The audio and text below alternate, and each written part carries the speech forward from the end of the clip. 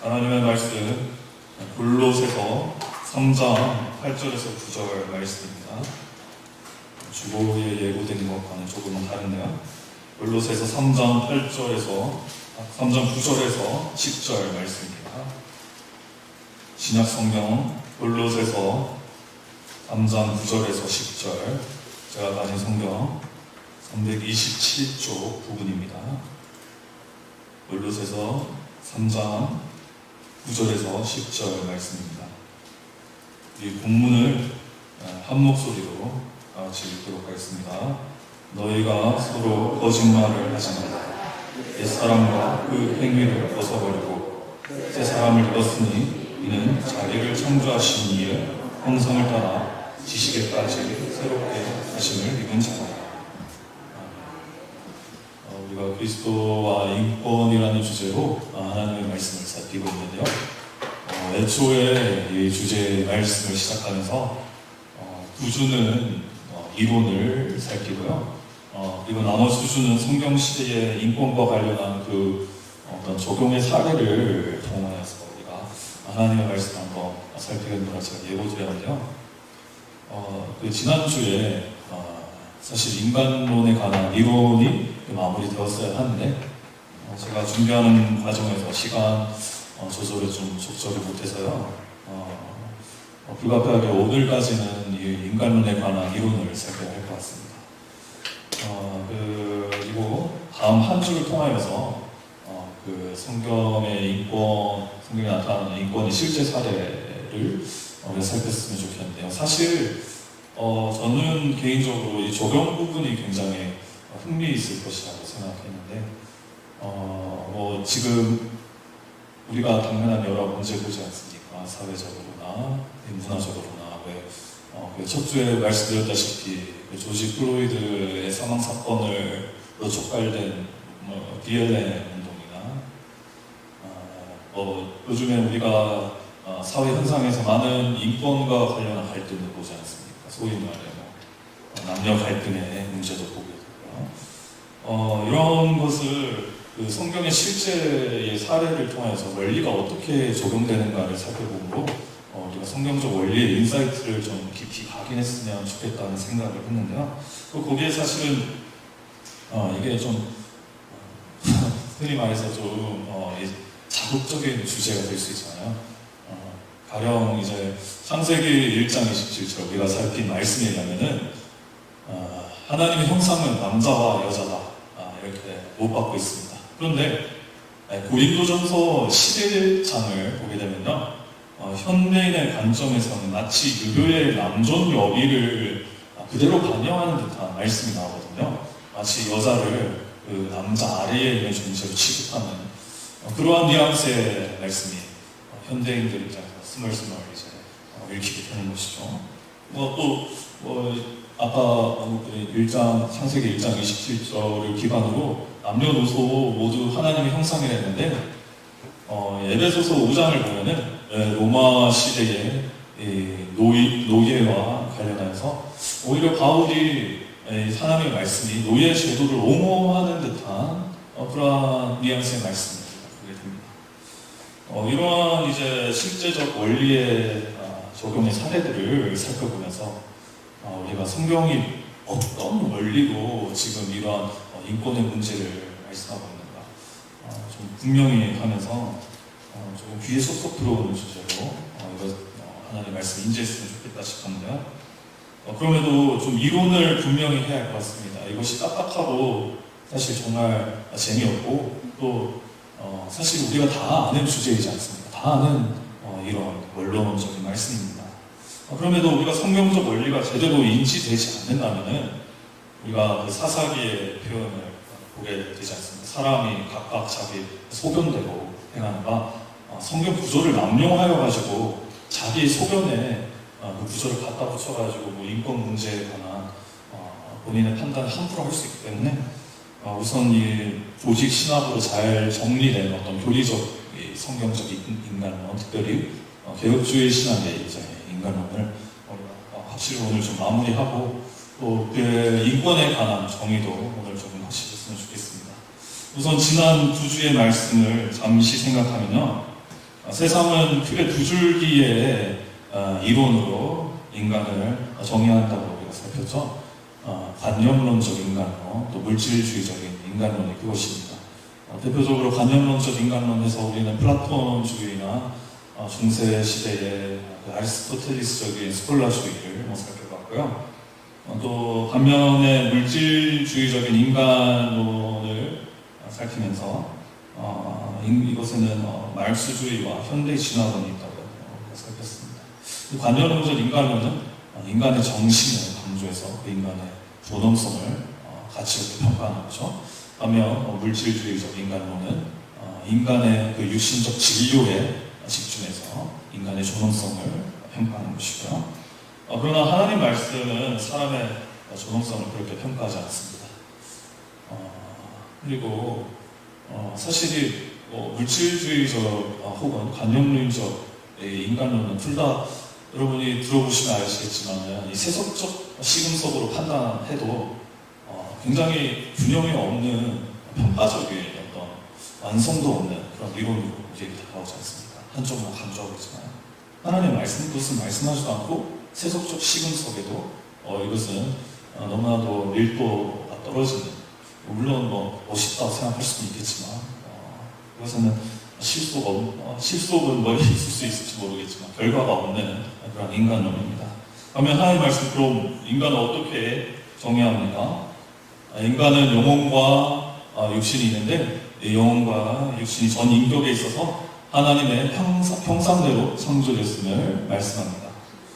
여타의 철학이나 인문학, 심지어 우리가 지난주에 그 고대 메소포타미아의 신화를 통해 거짓 종교가 정의하는 그런 인간론이 가지고 있는 어떤 불균형, 이런 것과 대비하여서 말씀은 인간의 존엄성이 굉장히 균형이 있음을 살피게 되죠. 영혼과 육신 모두가 하나님의 형상으로 지어졌다는 겁니다.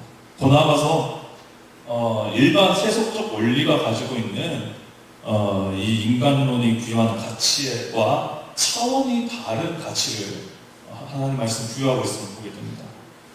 신적인 가치를 부여하고 있죠. 그래서 이걸 또 엄숙하면서 조금 오해 없이 우리가 들어야 하는가, 사람을 하나님과 같은 존재로 말씀하고 있습니다. 하나님을 반영하는, 하나님을 투영하는, 하나님을 대표하는 그러한 존재로 인간을 평가합니다. 그런 의미에서 하나님은 인간 하나님의 형상이기에 가령 인간이 하나님을 대표하여서 이 땅을 하나님의 문화명령으로 통치하지 않습니까? 에덴 동산을 경작하고 동물의 이름을 붙여주는데 그것은 하나님을 대표하여서 하는 행위이죠. 아담은 하나님을 닮았기에, 하나님을 반영하기에, 하나님과 같은 존재이기에 그것이 가능합니다. 물론 지난주 살핀 대로 이 완전한 하나님의 형상은 오직 태초의 인류에만 적용되는 사항입니다. 즉 태초의 아담과 하와의 모습에서 완전한 하나님의 형상을 발견하게 됩니다. 왜입니까? 왜 이후로는 그 완전한 형상을 발견할 수 없습니까? 태초 인류 아담과 하와가 시간의 흐름에 따라서 하나님의 주권과 통치를 공포하는 그 선악과를 먹었기 때문이죠. 이것은 하나님의 주권을 반역하는 그런 죄입니다. 불순종의 죄가 있을 뿐 아니라 내가 하나님의 왕자의 하나님과 같이 주권에 대한 반역입니다. 이런 죄로 인하여서 무결했던 그 하나님의 형상은 훼손되고 결국 우리 모든 인간은 비참한 완전한 부패에 이르러서 사망에 이르게 되는 것이죠.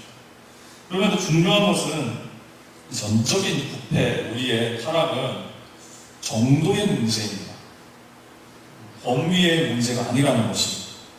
인간은 그래서 그 정도에 있어서 순도 100% 타락을 함으로 사망에 이를 수밖에 없게 되었습니다. 그러나 범위에 있어서는 다 우리가 하나님의 형상을 훼손하고 파괴한 것이 아니죠. 아직까지는 하나님의 형상이 모든 타락한 인간에 남아있더라는 것입니다. 그래서 부족한 비유로 설명드렸지 않습니까? 로봇 장난감이 있는데 떨어뜨려가지고 이것이 막 깨지고 팔이 빠지고 다리가 조금 이제 움직이지 않게 되었다고 생각해 봅시다. 이게 로봇 장난감이 아닙니까? 그럼에도 로봇 장난감입니다.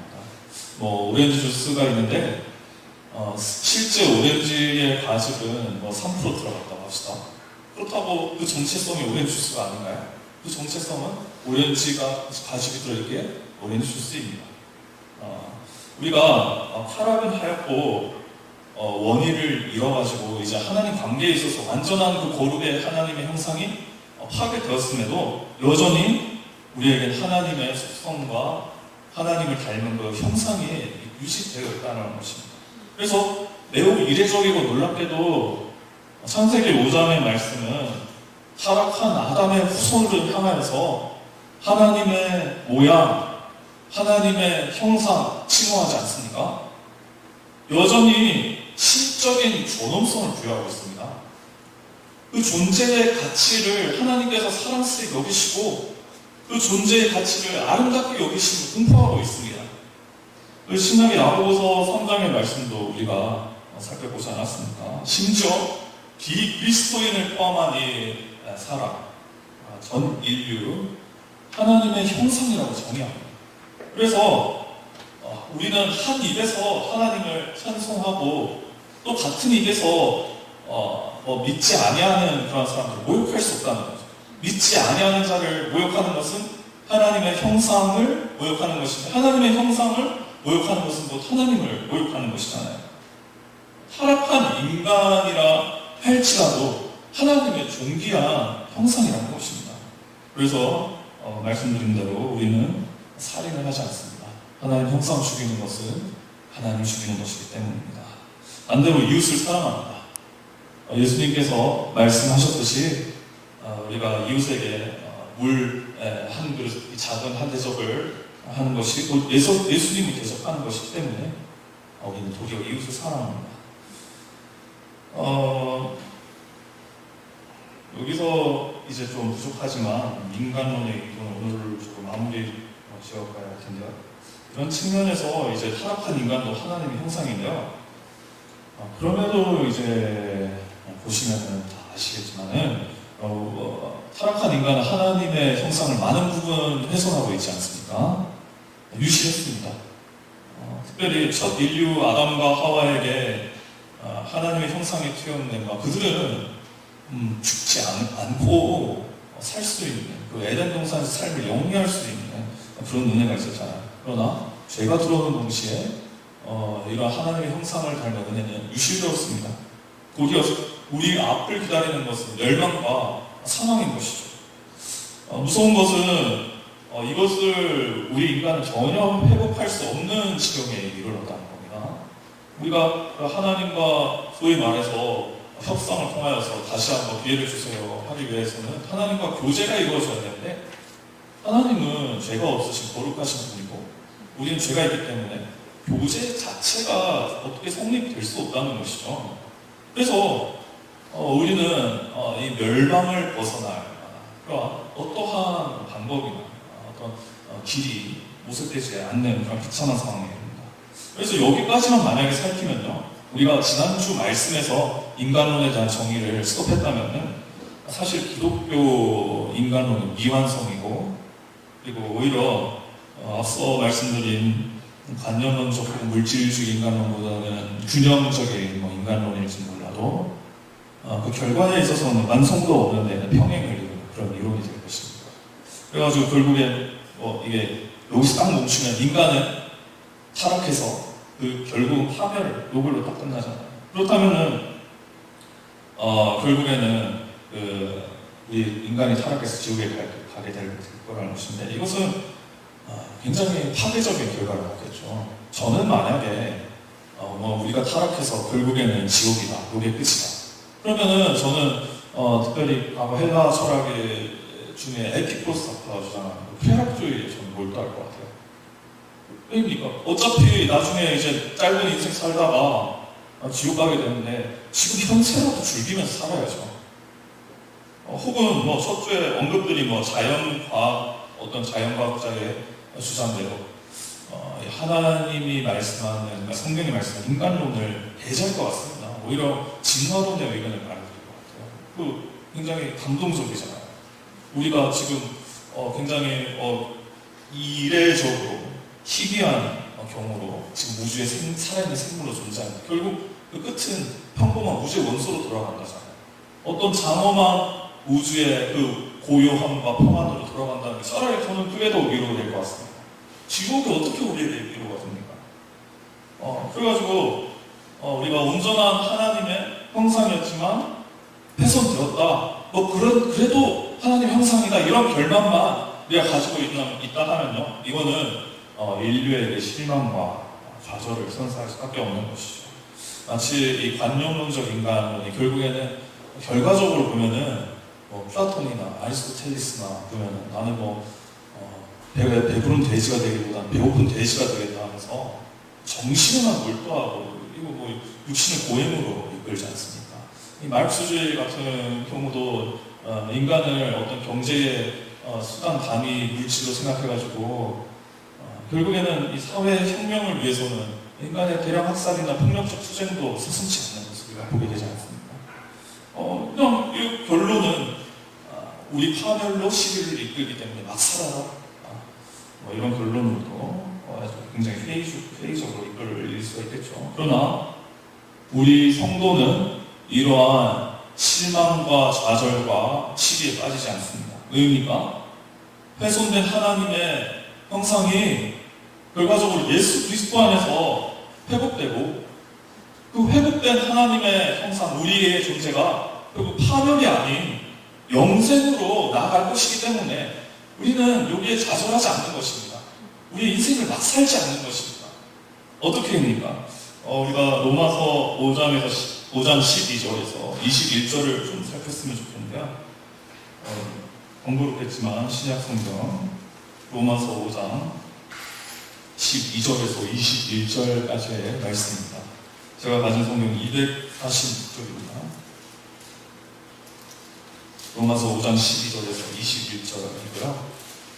1절을 한번 눈으로 보십시오. 그러므로 한 사람으로 말미암아 죄가 세상에 들어오고 죄로 말미암아 사망이 들어왔나니 이와 같이 모든 사람이 죄를 지었으므로 사망이 모든 사람에게 이르렀느니라. 1절에 하면 완전 무결의 상태로 지음받은 인간은 시간의 흐름과 함께 타락하게 된다고 되어 있는데, 그래서 모든 인간이 타락으로 사망에 이르게 된다, 파멸에 이르게 된다 말씀하지 않습니까? 왜입니까?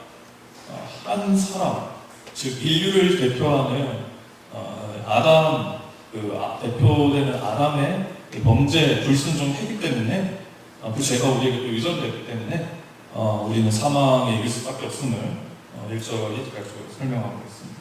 근데 여기서 이제 많은 분들이 아마 의문을 제기할 수 있을 겁니다.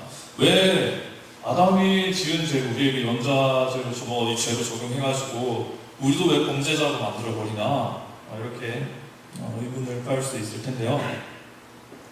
우선 아담이 인류의 대표인 것을 우리는 알아야 할 것입니다.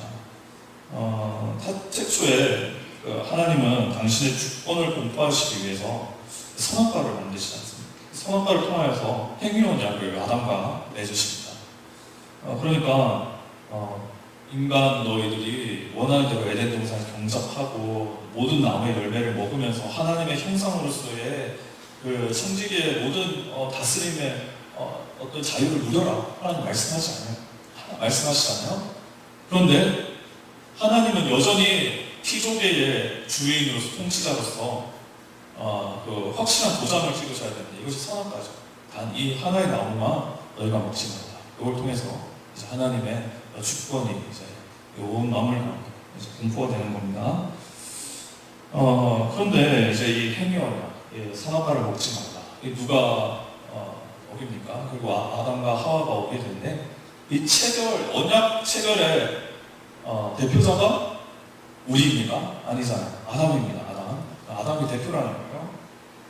여기서 중요한 것은 이 아담이 왜 나를 대표하나? 이거입니다.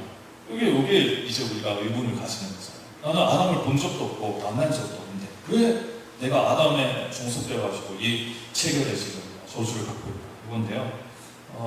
비유로 말씀드리자면은 이거는 그 작년에 전북노회 이제 교사 강습회 때 강사 목사님이 이 비유로 말씀하시는데요. 이제 한 가정이 있다는 거예요. 그 가정에 아빠가 돈이 필요했어요. 그래서 돈을 빌렸습니다. 일종의 금융 계약을 체결한 거죠. 많은 돈을 빌렸는데 그 돈을 갚지 못하고 세상을 떠났다는 거예요. 그렇다면 결국 이 빚을 청산할 그 채무의 의무가 누구에게 결국 넘어가겠습니까? 만약에 또 아내가 세상을 떠난다면 자녀에게 고스란히 데려가는 것이지 않습니까? 그래서 아빠는 어떻게 보면은 이 계약을 체결한 그 당사자 대표이지 않습니까? 자녀는 그 계약을 체결하지 않았는데 빚이 고스란히 물러가게 됩니다. 이 아담의 대표성을 우리는 좀 더 명확하게 이제 설명드리자면 다음에 이제 비유, 때 목사님 설명한 비유로도 설명할 수 있는데요. 예를 들어서 이제 외교적 관계에서 이제 나라의 대표가 맺는 그러한 이제 계약을 생각할 수 있죠. 가령 옛날 일이니까 칠레와의 과거 그 첫 FTA 계약을 우리가 한번 생각해 봅시다. 만약 제가 포도 농사를 한다면 저는 칠레와의 FTA 계약을 결코 반대했어요. 찬성하지 않고 그것을 기필코 막기 위해서 필사적으로 나갈 것입니다. 그런데 결국 나라가 칠레와 FTA 계약을 자유무역 협정을 맺지 않았습니까? 그렇다면 내가 반대한다고 한들 칠레에서 포도 들어오는 것을 막을 수 있습니까?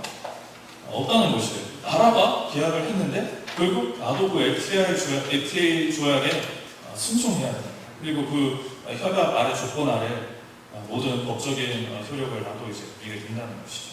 대표가 체결한 법에 준수되지 않습니다. 그런 의미에서 아담은 우리의 대표인데 왜 우리의 대표입니까? 일단은 가장 우리 인류의 시조 중에 첫 번째 조상이지 않습니까? 우리 족보를 거슬러 올라가면 결국엔 아담이 등장합니다. 그리고 모든 이제 인류의 어떤 가장으로 표현될 수 있겠죠. 이 아담이요. 대표의 명분이 충분한 것입니다. 그리고 이 대표 아담은 이제 행위 언약을 체결하는데요. 그래서 앞선 비유가 완벽하지 않지만은 후손들이 이제 아담에 비롯된 이 범죄 행위 고스란히 그 결과를 물려받게 되는 것이죠. 원죄가 우리 안에 그대로 유전되게 되는 것입니다. 그래서 우리 모두가 사망에 이르게 되는데, 근데 14절 후반을 보십시오. 그런데 아담은 오실자의 모형이었다. 이렇게 말씀하고 있습니다. 그렇게 말씀하면서 장차 원형의 인류의 대표 두 번째 아담이 오실 것을 암시하고 있습니다. 여기서 14절에 의하면 다시 한번 14절 보시면요. 첫째 대표 아담은 그의 범죄로 그 범죄를 행하지 않은 모든 자들을 범죄케 했다고 하잖아요. 그래서 모든 자들이 결국 사망의 왕노릇하는 그런 저주를 받게 되는데 15절을 보십시오. 그런데 두 번째 아담은 범죄가 아니라 하나님의 은혜를 모두에게 선물로 주는 그런 대표가 될 것을 말씀하고 있습니다. 그래서 이 두 번째 아담은 14절 중간에 의하면 우리가 보면 직설적으로 말씀드립니다. 예수 그리스도인데요. 17절을 보시면 사망의 왕노릇하던 사람도 예수 그리스도가 주시는 의의 선물을 넘치게 받으면 사망이 아닌 생명 안에서 왕노릇하게 돼요. 즉 다시금 하나님의 형상의 그 태초에 누리던 그 형상으로 회복되는 에덴 동산을 다스리던 성지기적 사명 온전히 감당하던 생명 안에서의 그 회복이 온전하게 우리 가운데 이루어질 것을 말씀하고 있죠. 이 예수 그리스도는 우리 인류의 두 번째 대표, 두 번째 아담으로서 이것은 소위 말해서 그 은혜 언약으로 우리에게 주어진 예수님께서 우리에게 주시는 은혜라고 볼 수 있는데요. 그래서 18절, 19절은 이 은혜 언약, 아담의 두 번째 아담 대표가 우리에게 주는 그 은혜를 정리하고 있는데 18절, 19절을 눈으로 보시면 한 사람이 이제 범죄, 또 19절에는 한 사람이 순종치 아니하는 것, 이제 모두가 죄인이 되었다고 말씀하지 않습니까? 근데 이제는 반대로 18절 보시면 한 사람의 의로운 행위, 19절에는 한 사람의 순종으로 모두가 의인이 될 것을 말씀합니다. 즉, 첫 아담은 행위 언약 속에서 우리에게 범죄의 굴레를 씌웠습니다만 두 번째 아담은 은혜 언약 아래서 우리를 의롭게 한다고 말씀하는 겁니다. 대표로서 이 모든 계약을 체결하고 그 은혜를 우리에게 주는 것이죠. 그래서 이 10절에 의하면 첫 인류 아담은 불순종으로 죄를 더했지만 그 더한 것에 두 번째 아담의 순종으로 인해서 은혜가 넘칠 것을 말씀하고요. 21절을 보십시오. 이는 죄가 사망 안에서 왕노릇한 것 같이 은혜도 또한 의로 말미암아 왕노릇하여 우리 주 예수 그리스도로 말미암아 영생에 이르게 하려 함이라. 그리고 두 번째 아담 예수 그리스도로 인해서 우리는 영생을 누리게 될 것을 말씀하고 있습니다.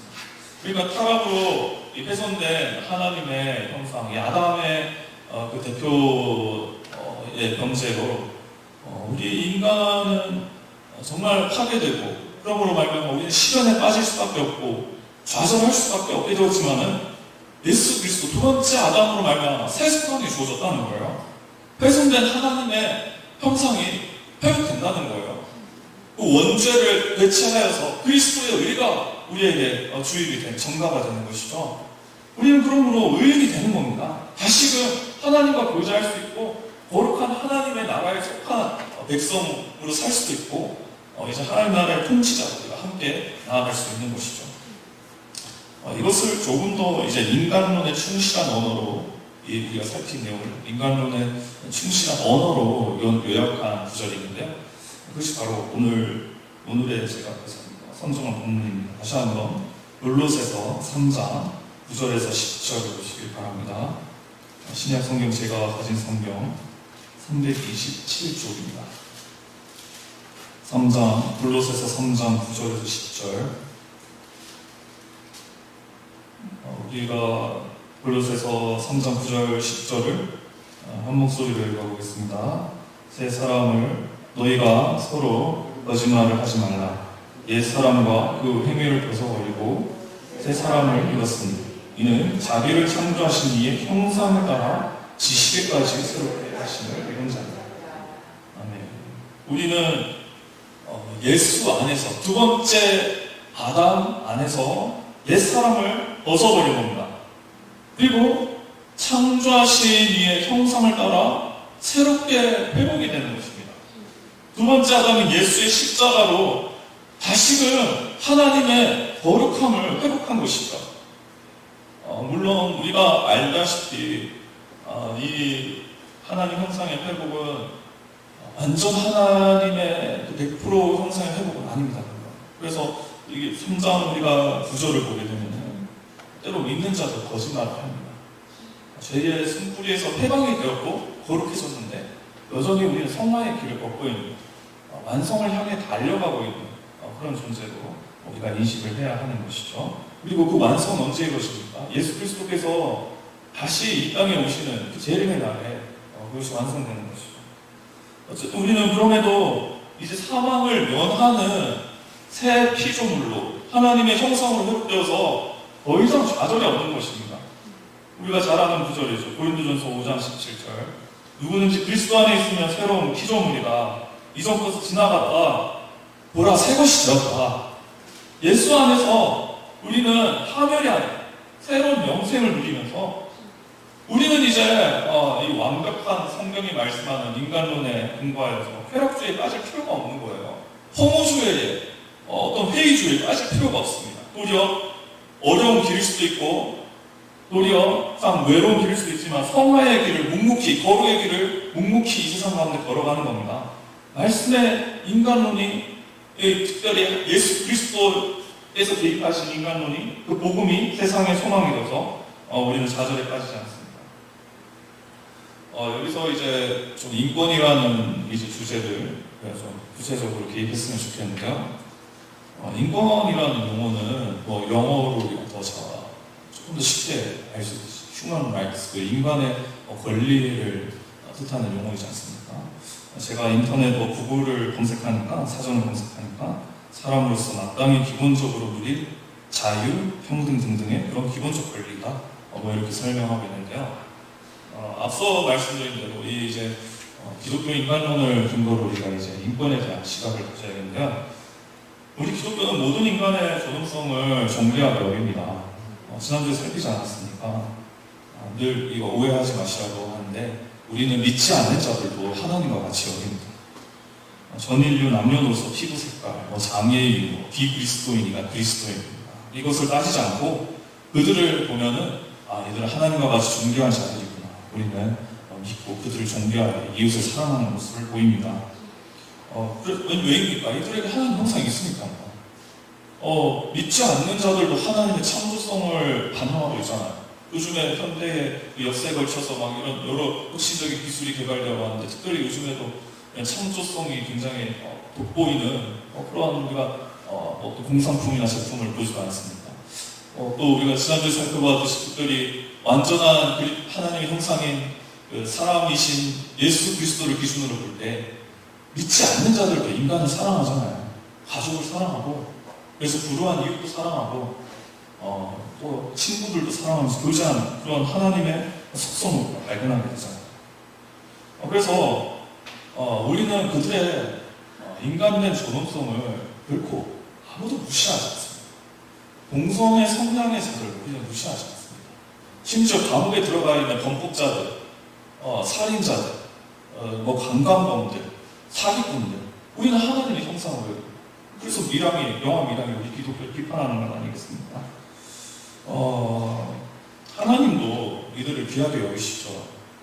하나님도 이들을 하나님의 형상으로 여전히 사랑하시고 여전히 이들에게 일반 은총을 주시는가. 사람들은 하나님을 향해서 불평하는데요, 하나님은 엄청난 은혜를 지금 이들에게 주십니다. 오늘도 비를 주셨고요, 햇빛을 주셨고요, 공기도 주셨고요, 땅도 흙도 주시고요, 얼마든지 심은 대로 거둘 수 있는 복을 주셔요. 하나님을 탓할 이유가 없어요. 믿지 않는 자들이 도리어 하나님을 반역해서 하나님의 그 진노를 도리어 그 수치를 쌓고 있는데, 하나님은 그럼에도 은혜를 아직까지 베푸시면서 참고 계시잖아요. 그래서 우리는 그 하나님을 따라서 모두의 존엄성을 존귀하게 여깁니다.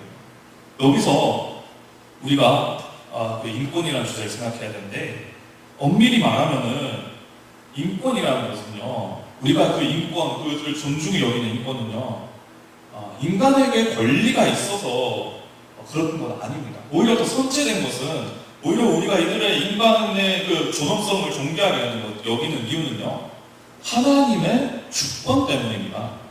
결코 이들이 그냥 인간으로서의 가치가 있기 때문에 우리가 이들을 존중히 여기는 것이 아닙니다. 하나님의 주권을 더 우선시하고 우리는 주권을 경외하고 사랑하기 때문입니다. 말씀드리지 않았습니까? 하나님께서 수많은 피조물 중에 특별히 사람을 하나님의 형상으로 만드셨잖아요. 하나님이 만드신 그 주권의 행사를 우리가 경외하고 믿고 확신하니까 주권에 의거해서 인권을 우리가 인정하는 거예요. 그래서 우리는 5계명에 따라서 부모를 존경하는데, 믿지 않는 부모들, 설령 믿는 자녀가 있다 해도 믿지 않는 부모를 존경하는 것도 하나님의 주권을 존경하기 때문에 부모에 대한 경외도 우리가 실천하는 것이죠. 6계명, 살인하지 않습니다. 하나님의 형상, 하나님을 이걸 대항하는 것이기 때문에 하나님의 주권을 인정하기 때문에 우리는 살인하지 않습니다.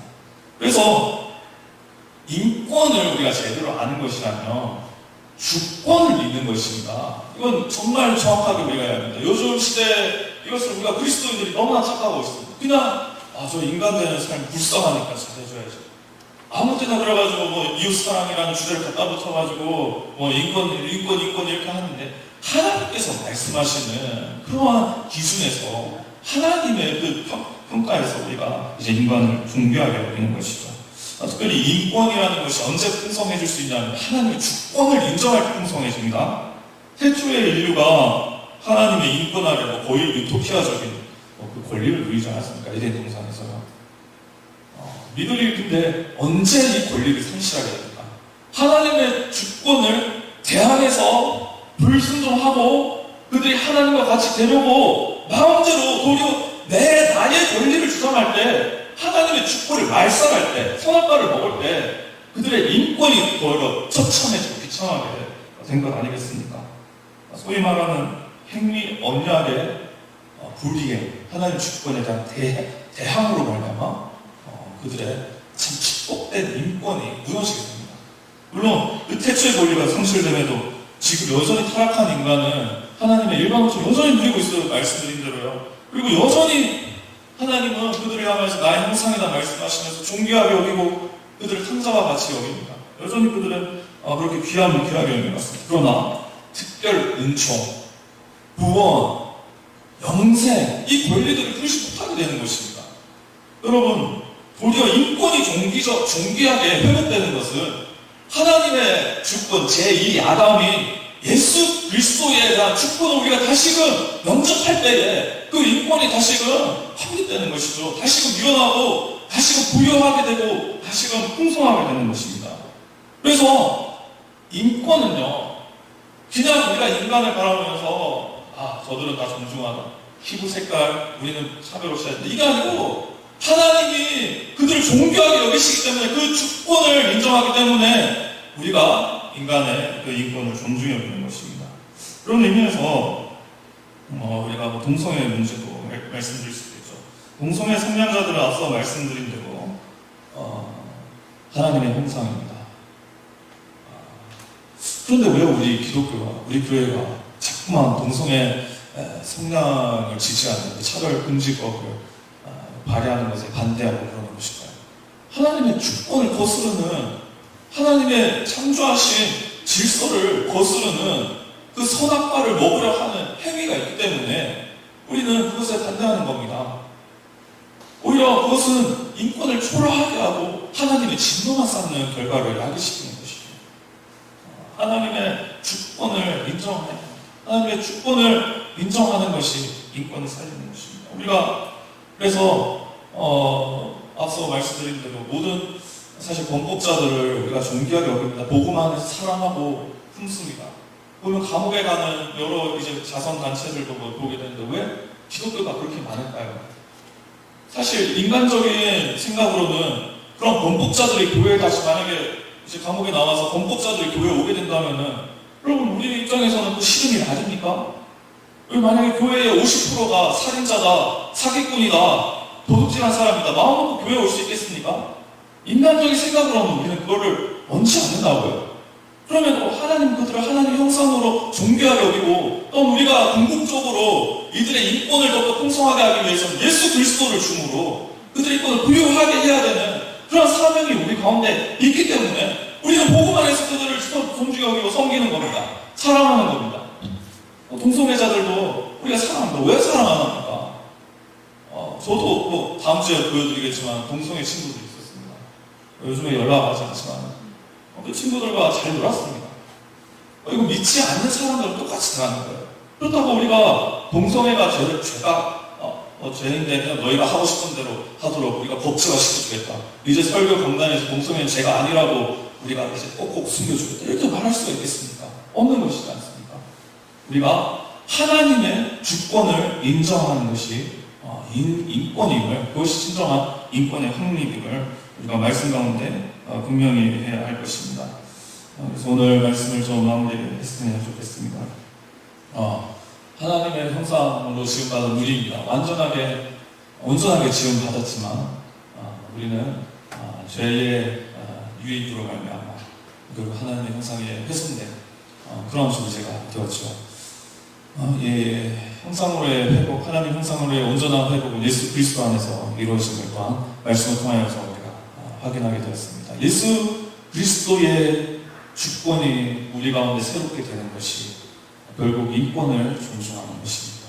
우리 이 말씀을 확신하면서 하나님을 사랑하는 마음으로 이웃을 사랑하고, 하나님을 사랑하는 마음으로 고아와 과부와 나그네를 더욱더 영접하고 대접하는 우리 모두가 되기를 간절히 소망합니다.